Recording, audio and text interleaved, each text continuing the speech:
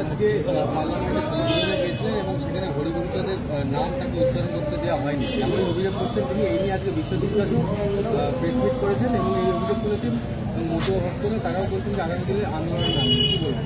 একটু পেটে কালিরাচর থাকা দরকার আছে।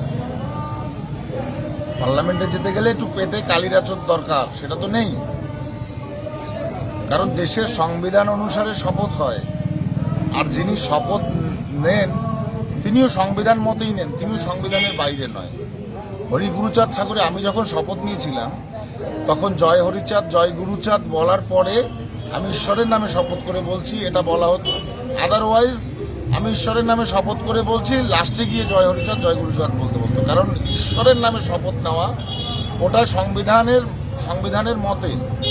আর যারা ঈশ্বরের নামে না নেয়, সামাজিক রূপে নেয়, তাদেরও আলাদাভাবে নিতে পারে তারা। তাহলে এখানে তো একটু শিক্ষার প্রয়োজন আছে। যিনি নিচ্ছেন তিনি তো সংবিধানের বাইরে নন, তিনি দেশের উপরাষ্ট্রপতি, তিনি সংবিধানের বাইরে গিয়ে নিতে পারেন না। এই সমস্ত অশিক্ষিত লোকদের কেন পাঠায় টিএমসি, আমি এটা বুঝি না মোটে। আরে অ্যাটলিস্ট একটু পেটে কালিরাচর থাকবে তো, এই সমস্ত অশিক্ষিত লোকজন পাঠান কেন আপনারা মশাই?